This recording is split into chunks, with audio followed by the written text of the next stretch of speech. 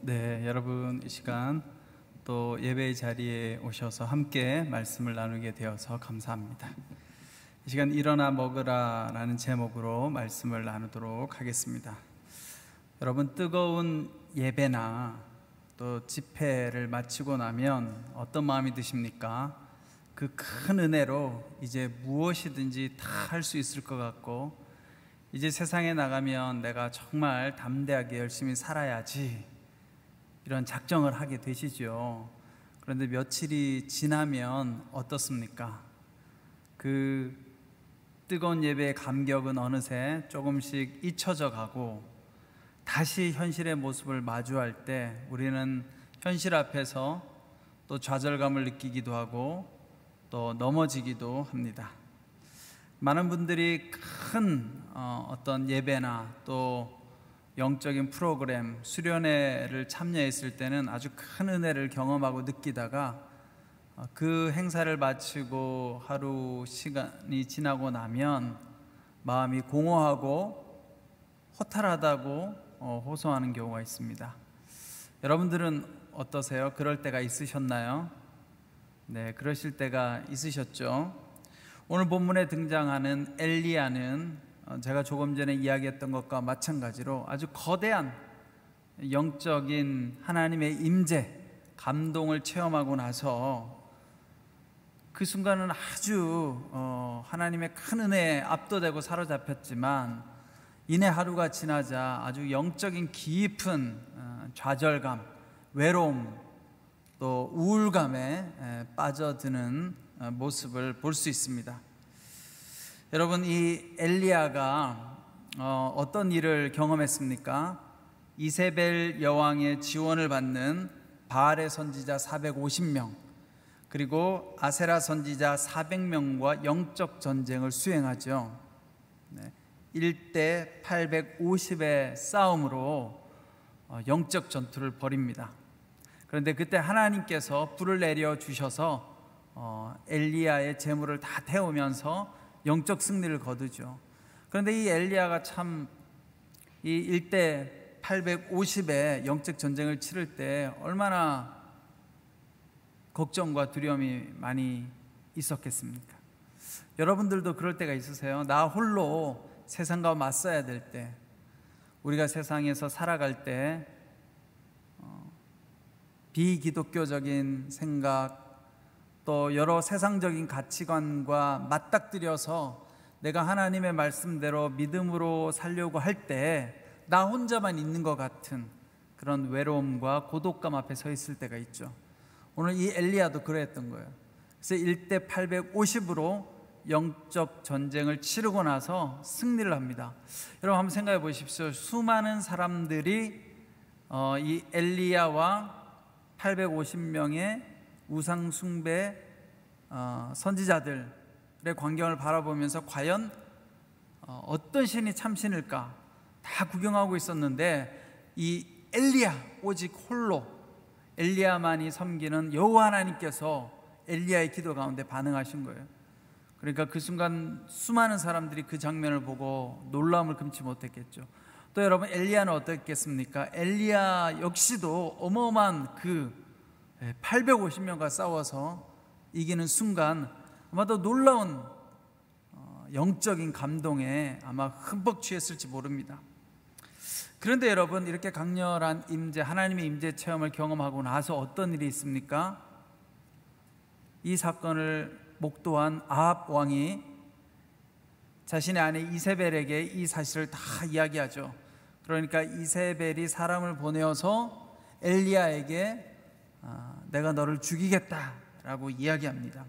여러분, 엘리야가 이 이세벨의 협박을 듣고 그가 어떻게 합니까?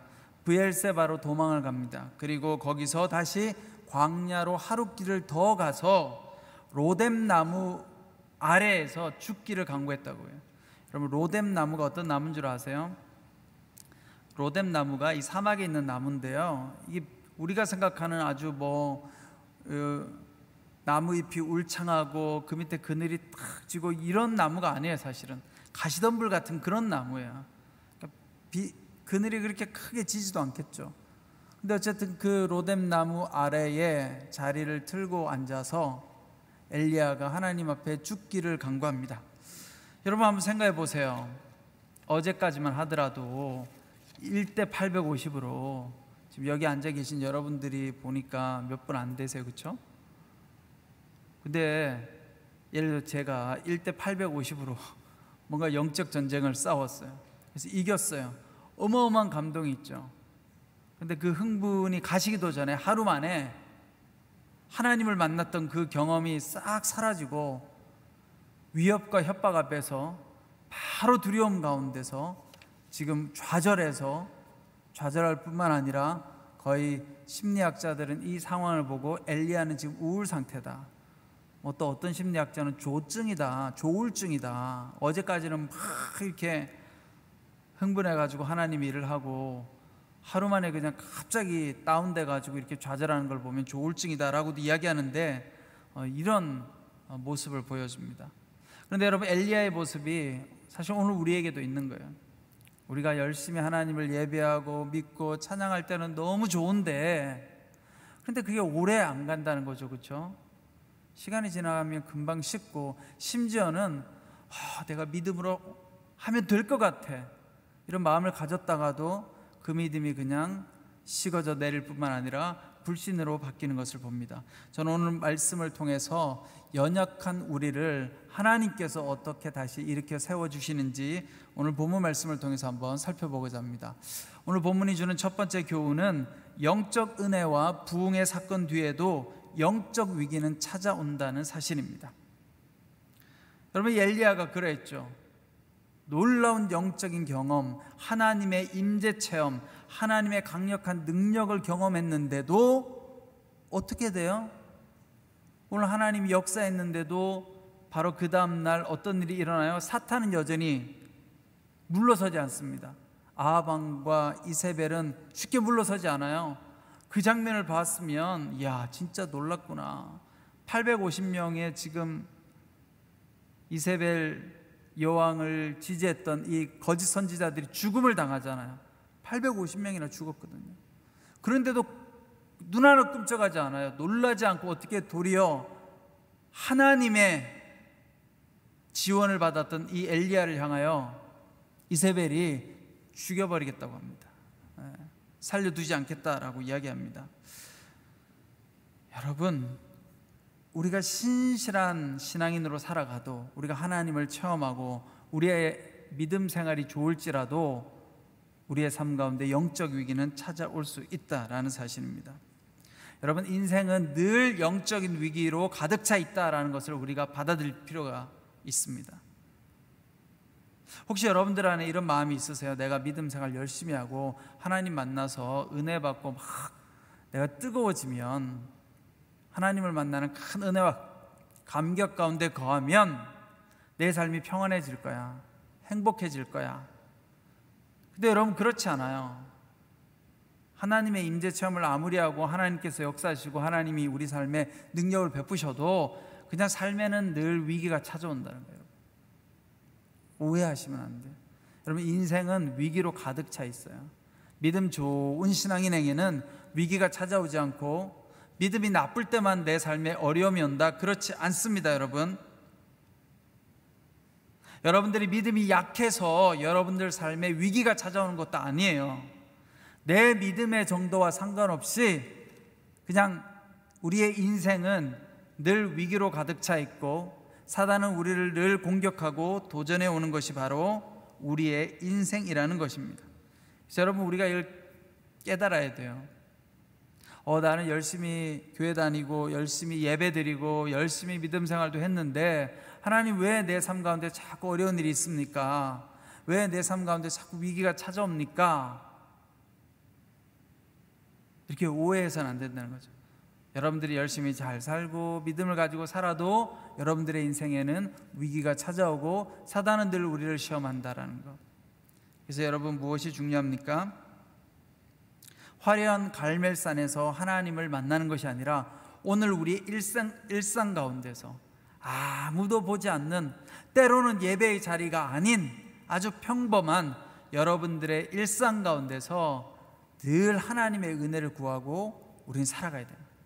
하나님 내 삶 가운데 늘 함께 해주시고 평강을 주시고 은혜를 더하여 주시옵소서, 그렇게 간구할 필요가 있다는 것입니다. 여러분, 은혜 받을 만한 프로그램이 잘 준비된 곳을 찾아가서 거기서만 하나님을 만나는 것이 아니라 그냥 평범한 일상 가운데, 때로는 좌절스럽고 때로는 우울한 내 삶 가운데서도 늘 우리가 하나님을 붙잡고 하나님을 구해야 한다는 사실입니다. 두 번째로, 우리가 강력하게 체험하는 영적인 체험은 중요하지만, 이게 하나님을 뜨겁게 만나는 영적 체험은 중요하지만 그것이 전부가 아니다라는 사실이에요. 오늘 19장 3절 말씀을 제가 한번 읽어보면, 엘리야는 이 상황을 보고 목숨을 지키려고 일어나 도망쳤습니다. 그는 유다의 브엘세바에 이르자 자기 종을 거기에 남겨두고 혼자 사륙길을 가서 광야에 다다랐습니다.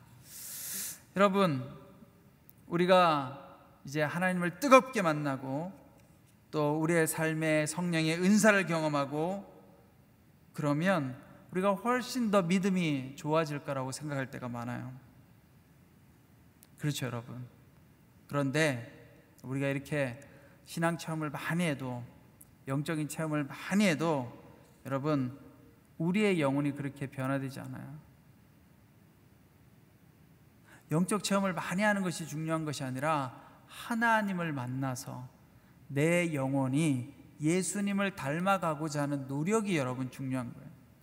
막 집회에 가서 기도하다가 방언을 받고, 물론 이런 거 중요하죠. 방언도 받고 또 성령 세례도 받고 은혜도 받고 막 이런 것들이 참 필요하고 중요하지만, 여러분, 그런 경험 많이 한다고 해서 여러분들의 심령의 변화가 일어나느냐, 여러분 영혼의 변화가 일어나느냐, 인격의 변화가 일어나느냐, 그렇지 않을 수 있는 거예요. 오늘 엘리야를 보세요, 여러분. 엘리야가 1대 850으로 싸워서 영적 전쟁에 승리하잖아요. 근데 여러분, 엘리야의 믿음은 조금 더 변하지 않았어요. 오히려 그 다음날 낙심하죠. 협박을 당해서. 우리의 믿음 생활 가운데 중요한 것은 하나님의 말씀을 붙잡고 그 하나님의 말씀대로 살기 위해서 씨름하는 것이 필요한 거예요. 하나님의 말씀을 내 삶 가운데 적용하고 도전해 보는 것이 중요한 것입니다. 믿음 생활에 있어서 영적 체험도 필요하지만, 그러나 영적 체험이 우리의 영혼을 꼭 변화시키는 것은 아니다. 이스라엘 백성들이 수많은 하나님을 만나는 경험을 했음에도 불구하고 그들의 영혼이 별로 변화되어지지 않았다라는 거예요. 그러니까 여러분들의 신앙이 점점 성장하고 성숙하려고 하면 뭐가 필요하겠어요? 하나님의 말씀을 붙잡고 씨름하고 내 삶 가운데 적용하는 것이 필요한 거예요. 근데 오늘날 많은 분들이 자꾸 화려한 집회를 찾아갑니다. 어느 예배의 자리, 어느 기도원, 어느 집회에 가면 거기 성령의 불이 떨어진대. 근데 성령의 불이 떨어지면 뭐합니까? 엘리야도 성령의 불이 임해도 그 다음날 바로 절망하고 좌절하고 그냥 우울증에 빠지잖아요. 여러분, 우리의 삶이 평안하고 행복하다고 해서 우리의 영혼이 성장하느냐? 결코 그렇지 않다라는 거죠. 우리가 인생을 살아갈 때 우리가 원하는 외적 조건들이 만족되어진다고 해서 우리의 영혼이 행복하고 평안하냐? 그렇지 않다라는 거예요. 여러분들이 기도를 간절하게 해서 하나님 앞에 구하는 것들이 이루어지고, 또 경제적인 문제가 해결되고, 또 여러분들이 원하는 진로가 열리고, 이런 것들이 잘 열린다고 해서 우리의 영혼의 변화가 일어나고 우리의 믿음이 좋아지느냐? 그것도 별로 상관없는 거예요. 중요한 것은 우리가 하나님의 말씀을 우리 삶 가운데 적용하고 그 말씀대로 얼마나 살아내려고 씨름하고 노력하느냐가 정말 중요하다라는 것입니다. 엘리야도 마찬가지죠. 하나님의 능력을 체험했지만 그는 지금 바로 이세벨의 협박에 두려움을 가지고 공포를 가지고 멀리 도망을 갑니다. 오늘 그렇게 엘리야는 정신없이 브엘세바까지 도망을 갔습니다. 오늘 말씀을 통해서 하나님께서 주시는 세 번째 교훈은, 하나님은 우리의 전인적 회복을 도와주신다라는 거예요. 자, 우리의 인생 가운데 화려한 영적 체험을 해도 삶의 위기는 계속 온다라는 사실을, 또 우리가 하나님을 뜨겁게 만나도 우리의 영혼이 변화되어지느냐? 그렇게 쉽게 변화되어지지 않는 거예요. 여러분, 종교 체험이 우리의 영혼을 변화시키면 얼마나 좋겠어요. 여러분들이 종교적으로 신비한 체험을 하는 것이 우리의 영혼을 변화시킬 수 있다면 날마다 우리는 그런 체험을 하면 되죠. 그런데 그렇지 않습니다. 하나님의 말씀을 내 삶 가운데 적용하고 비록 힘들고 어렵지만 그 말씀대로 살아내려고 노력하지 않는 순간, 예수님을 닮아가지 않는 순간, 여러분, 우리의 삶은 늘 고통으로 가득 차 있는 거예요. 삶의 문제가 없어서 우리가 평안해지는 것이 아니라, 여러분, 예배의 자리에 와서 기도하고 열심히 믿음을 가져서 이제 내가 이렇게 기도하고 열심히 믿음 생활했으니까 내 삶의 문제는 없어지겠지, 이제 문제가 없어지면 내 인생은 행복해질 거야가 아니라, 우리의 삶에는 문제가 계속 찾아옵니다. 계속 찾아와요. 죽을 때까지 와요. 사단은 끊임없이 우리를 시험합니다. 그걸 이겨낼 수 있는 것은 하나님의 말씀대로 살겠다고 결단하고 그 말씀을 내 삶 가운데 적용하는 것밖에 없어요. 그러면 눈앞에 파도가 칠지라도 우리가 평안할 수 있는 거예요. 눈앞에 파도가 치고 폭풍우가 몰려와도 내가 예수 그리스도와 함께하고 있다는 그 믿음으로 우리가 그 상황을 이겨나갈 수 있다는 사실입니다. 그런데 오늘 중요한 것은 이제 세 번째, 하나님은 여러분과 저를 전인적으로 회복시켜 주시기를 원하신다는 거예요. 우리가 힘들고 어려울 때 하나님 앞에 나가서 기도하면 하나님 우리를 도와주세요. 근데 어떻게 도와주시느냐? 우리를 전인적으로 회복시키기를 원하신다는 거예요. 단순하게 우리의 영혼만 구원하시는 것도 아니고 우리의 몸만 구원하시는 것도 아니시고, 하나님은 우리의 전인적인 차원에서 우리의 영혼과 몸과 마음을 다 회복시키고 구원하시기를 원하신다는 것입니다. 오늘 하나님은 천사를 통해서 엘리야에게 먹을 빵과 물을 주십니다. 오늘 말씀 5절에 보면, 그리고는 로뎀나무 아래 누워 잠이 들었습니다. 그때 천사가 그를 만지며 말했습니다. 일어나서 뭘 좀 먹어라. 엘리야가 둘러보니 머리맡에 뜨거운 수치로 구워낸 빵 한 덩이와 물 한 병이 있었습니다. 그는 그것을 먹고 마시고 난 뒤 다시 누웠습니다. 여호와의 천사가 다시 와서 그를 만지며 말했습니다. 일어나 뭘 좀 먹어라. 내 갈 길이 아직 멀었다. 그리하여 그는 일어나 먹고 마셨습니다. 그 음식으로 기운을 차린 뒤 엘리야는 밤낮으로 40일 동안을 걸어가서 하나님의 산인 호렙산에 이르렀습니다. 자, 5절부터 8절까지 말씀의 핵심이 무엇입니까? 하나님께서 쓰러져 지쳐있는 엘리야에게 먹을 물과 빵을 주셨다는 거예요. 그것도 두 번씩이나, 그렇죠? 한 번도 아니고 두 번씩이나 먹을 물과 빵을 주십니다. 여러분, 하나님은 반드시 우리에게 도움을 주세요. 여러분들이 힘들고 어려울 때 하나님 앞에 구하면 반드시 하나님께서 여러분들을 도와주십니다. 왜 너는 오늘 또 넘어졌니? 그렇게 하지 않는다는 거죠. 엘리야야, 내가 어제 너와 함께 해서 그렇게 놀라운 역사를 일으켰는데 어떻게 넌 하루 만에 그렇게 넘어질 수가 있니? 라고 이야기하지 않는다는 거예요. 그러니까 여러분, 넘어질 때 너무 자책하지 마세요. 나는 왜 이렇게 자꾸 믿음이 없는 걸까? 왜 자꾸 넘어지는 걸까? 그렇게 생각하지 않으셔도 돼요. 그냥 그런 존재예요, 여러분. 우리는 다 그런 존재예요. 그래서 우리를 죄인이라고 말하는 거예요. 하나님과 멀어져 있는 존재가 죄인인 거예요. 우리는 늘 하나님과 멀어질 수밖에 없어요. 오늘 하나님을 만나도 또 내일 눈을 뜨면 어떻게 해요? 또 자신감이 없고 좌절하고 넘어지는 거예요. 하나님은 그런 존재를 우리를 향하여 정죄하지 않으세요. 그래서 여러분들이 하나님 앞에 늘 나아갈 수 있는 거예요. 하나님, 나를 도와주십시오. 그런데 하나님 우리를 어떻게 도와주시느냐? 전인적으로 도와주신다. 하나님께서 오셔서 여러분들에게 그냥 단순하게 크고 거창한 비전을 주는 것이 아니에요. 내가 이런 비전을 너에게 줄게. 너 일어나서 한번 차려봐. 내가 너에게 믿음을 줄게. 가서 한번 나아가봐. 그렇게 하시는 것이 아니라 이 엘리야에게 필요한 것을 주셨다는 거예요. 여러분, 엘리야가 이세벨의 협박을 받고 나서 지금 어디까지 도망갔어요? 가장 남단 브엘세바까지 갔어요. 이 브엘세바까지의 거리가 약 142km 정도 된대요. 그러니까 142km를 오늘날처럼 자동차가 있는 것도 아니고 어떻게 갔겠어요? 걸어서 뛰어서 갔죠. 그래서 도망간 거예요. 그냥 142km면 서울에서 아마 한 대전 정도 될까요? 여러분 한번 생각해 보세요. 여기서 대전까지 그냥 정신없이 뛰어갔다고 생각해 보세요. 그럼 어떻게 되겠어요? 142km, 마라톤이 42.19km잖아요. 마라톤에 지금 벌써 몇 배예요. 그거를 너무 두렵고 무서우니까, 죽인다고 하니까 정말 뛸 수 있을 때까지 뛰어서 도망간 게 브엘세바인 거예요. 근데 거기 가서 또 무서우니까 어떻게 해요? 하루길 더 갔대요. 종은 두고. 이 종이 무슨 죄가 있어요? 종이 너무 힘들겠죠, 그렇죠? 그러니까 엘리야가 종은 내버려 두고 브엘세바에 거기서 하루길을 더 간 거야. 그래가지고 탁 엎어진 게 어디냐? 로뎀 나무 아래인 거예요. 여러분 생각해 보세요. 여러분들이 누군가가 여러분들 죽인대요. 정신없이 도망갔어요. 142km를. 그럼 어떤 마음이 들겠어요? 그냥 저도 엘리야 같을 것 같아요. 아, 나 죽고 싶어 이제. 몸에 기력이 하나도 없어. 여러분 그럴 때 있잖아요. 안 먹으면 한 두세 끼 굶으면 어떡해요? 기력이 하나도 없어서 쓰러져 죽을 것 같잖아요. 사람이 몸에 기력이 떨어지면 정신이 이상해져요. 그렇죠?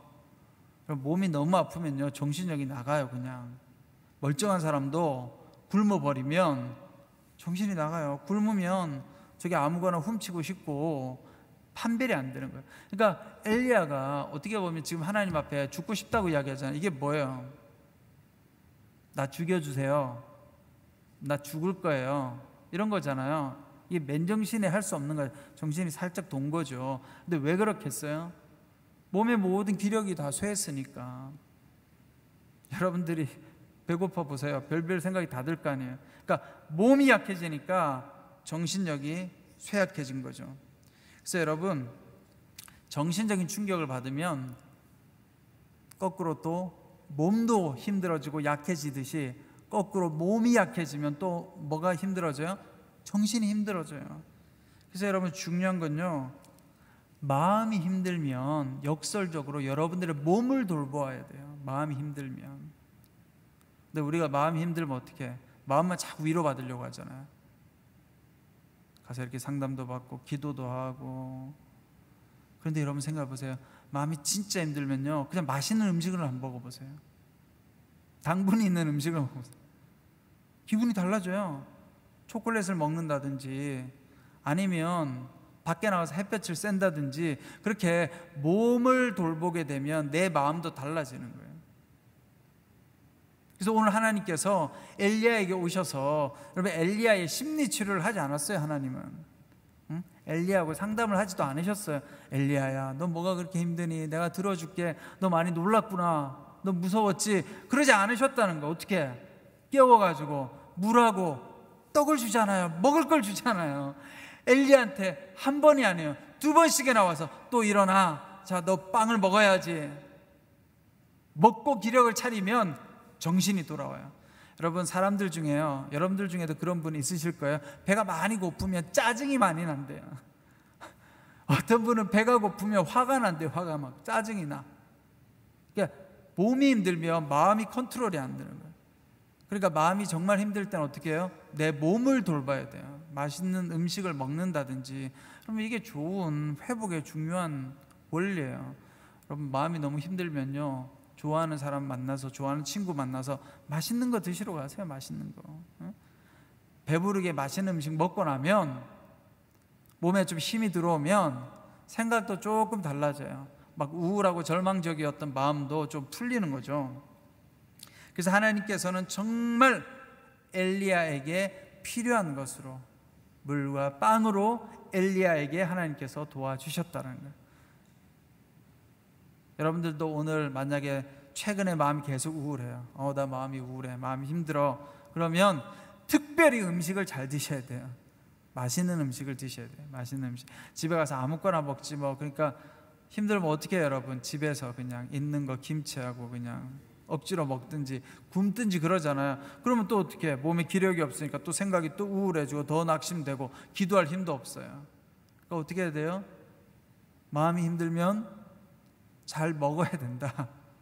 그래서 여러분 우울증을 치료하는 데 있어서 학자들이 연구를 해보니까 세 그룹으로 나누어서 우울증 치료를 시도해 봤다는 거예요. 첫 번째 그룹에게는 운동을 하라고 이야기했대요. 열심히 운동을 하세요. 이 그룹은 열심히 운동만 했어요. 두 번째 그룹에게는 약을 줍니다. 우울증 약을 열심히 약 드세요. 세 번째 그룹에게는 약도 주고 운동도 하라고 시켰어요. 그래서 세 그룹을 관찰 연구를 해보았더니 여러분 어떤 결과가 나왔을까요? 이야기해 보세요. 어떤 결과가 나왔을까요? 세 그룹의 결과 중에 뭐가 제일 효과가 있었을까요? 똑같대요. 세 그룹 다. 결과는 약을 먹은 그룹이나 운동을 한 그룹이나 약과 운동을 동시에 치료요법으로 선택한 그룹이나 결과는 똑같더라. 그러니까 뭐가 중요해요 여기서 여러분?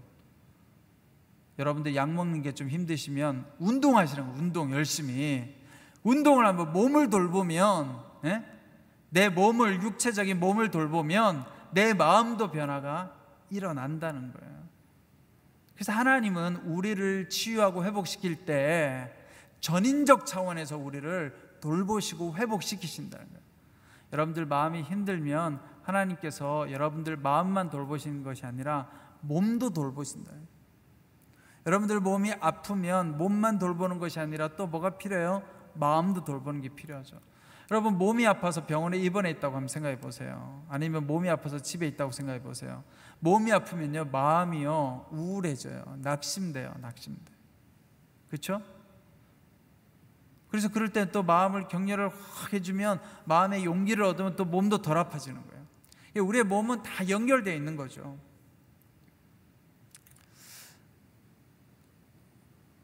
노숙자를 섬기는 거리의 천사들이라는 단체가 있는데요. 제가 예전에 사회 갈 때 이 거리의 천사들 여기에 자원봉사를 종종 갔었습니다. 제가 온누리교회 특별한 초대라고 하는 공동체를 제가 섬길 때 우리 특별한 초대 지체들하고 그때 수요일인가? 네, 수요일마다 매일 밤 아마 11시 반 12시 정도 거리의 천사들 그러니까 노숙자들에게 식사를 배급하는 그 봉사일을 나갔거든요. 근데 여러분 지금도 이제 그 단체가 있는데 거리의 천사들 혹시 들어보셨어요? 그래서 노숙자들에게 저기 서울역도 있고 뭐 어디 몇 개 그 지하철역이 있거든요. 거기 가가지고 지하철역에서 이제 배식을 해요. 그러면 노숙자들이 쫙 줄을 섭니다. 요즘 어떤지 모르겠어요. 제가 안 나가봐서 많이 있겠죠. 많이 없겠죠 코로나 때문에. 근데 어쨌든 그 당시에 제가 나가서 이렇게 배식을 하면 노숙자들이 막 100명, 150명이 쫙 줄을 서요. 밤 12시에. 그러면 그 노숙자들에게 식사를 나눠줍니다. 간단한 밥에다가 국을 얹고 거기에다가 반찬을 해서 빵이나 우유와 같이 줘요. 근데 그거 왜 주는 줄 아세요 여러분? 그분들 굶어 죽을까 봐 그걸 줄까요? 밤 12시에? 아니에요. 겨울에는 왜 주느냐? 얼어 죽지 말라고. 따뜻한 음식이 들어가면 동사를 방지해 주거든요. 그러면 여름이나 이럴 때는 겨울이 아닐 때 춥지 않을 때는 음식을 왜 주는 줄 아세요? 사랑을 느끼라고. 그래서 노숙자 봉사할 때 이 앞에서 음식을 나눠주는데 그 단체에서 어떤 사람들을 음식을 배급할 때 어떤 사람을 더 선호하냐면 우리 젊은 분들, 우리 청소년들 혹은 우리 여성들. 그러면 그 음식을 받으면서 생각이 난다는 거예요. 집에 두고 온 내 자녀도 생각나고 내 아내도 생각나고 딸도 생각나고 그래서 그 음식을 받아서 먹으면서 그 사랑을 느끼는 거죠. 그런데 그 노숙자들에게 여러분 가가지고 전도지 주면서 예수님 믿으세요, 교회 나오세요, 예수 믿어야 구원받아요 이렇게 이야기하면 그분들이 와닿을까요? 그게 나하고 뭔 상관이야. 난 지금 삶이 우울하고 괴롭고 배고파 죽겠는데 전단지 주면서 교회 나오세요. 아무런 의미가 없는 거예요. 여러분 하나님은 우리의 삶 가운데 찾아오실 때 여러분들에게 정말 필요한 것을 주신다는 거예요. 믿으셔야 돼요. 믿으셔야 돼요. 하나님 나는 오늘 지금 이것이 필요합니다. 하나님 채워주시옵소서. 우리가 힘들어 지쳐 넘어졌을 때 하나님은 우리에게 필요한 것으로 다시 일어날 수 있도록 도와주십니다. 그러면 엘리야가 빵과 물을 2번이나 천사가 깨워서 주잖아요. 2번씩이나 그렇게 먹였어요. 왜 먹였을까요? 오늘 8절에 보면 이해가 됩니다. 그리하여 그는 일어나 먹고 마셨습니다. 그 음식으로 기운을 차린 뒤 엘리야는 밤낮으로 40일 동안을 걸어가서 하나님의 산인 호렙산에 이르렀습니다. 40일 또 걸어갔대요. 40일을 밤낮으로. 이번에는 호렙산 어디에? 하나님의 산, 하나님을 만나러 간 거예요. 하나님을 만나기 위해 40일 밤낮을 걸어야 했으니 중간에 뭘 제대로 먹을 수 있었겠어요? 하나님께서 2번씩이나 깨워서 먹을 것을 주신 거예요. 여러분, 하나님 앞에 간절하게 구하면 하나님께서는 우리에게 필요한 것으로 채워주세요. 그러니 여러분, 내가 기도한들 무슨 의미가 있을까라고 생각하지 마시고 하나님 앞에 구하세요. 하나님, 난 이런 것이 필요합니다. 오늘 말씀을 정리해 보면 여러분, 때로 우리가 인생을 살아가면서 아주 가슴 벅찬 하나님을 만나는 임재 경험을 할 때가 있습니다. 그런데 그런 경험을 해도 바로 그 다음 날 우리 삶의 위기는 찾아오는 거예요. 믿음도 연약해지고 사단마귀가 우리를 시험하기도 합니다. 그리고 그런 경험을 한다고 해서 우리의 믿음이 더 좋아지느냐? 꼭 그렇지도 않아요. 그런데 그럴 때 여러분 좌절하고 낙심하시면 안 돼요. 나는 왜 이렇게 믿음이 연약할까? 왜 이렇게 잘 넘어질까가 아니라, 아하, 내가 그래서 죄인이구나. 하나님, 나는 그래서 죄인입니다. 나는 연약합니다. 나를 회복시켜 주십시오. 나를 인도하여 주십시오. 그렇게 하나님 앞에 구하면 하나님께서 여러분들에게 정말 필요한 것으로 채워주십니다. 그러니 여러분들 믿음을 가지시고 하나님 앞에 기도하십시오. 하나님, 난 이것이 필요합니다. 부끄러워서, 아니 내가 이런 것까지 구해도 되는가? 아니야, 내 삶에 이런 일이 일어날까? 그런 것이 아니라, 하나님, 정말 나에게는 이런 것이 필요합니다. 주여 나를 회복시켜 주시옵소서. 그렇게 기도하면 하나님께서 여러분들을 다시 오늘 엘리야처럼 새롭게 일으켜 세워 주실 것입니다. 여러분 모두가 그렇게 하나님을 만나 다시 일어나시기를 간절히 축원합니다. 기도하겠습니다.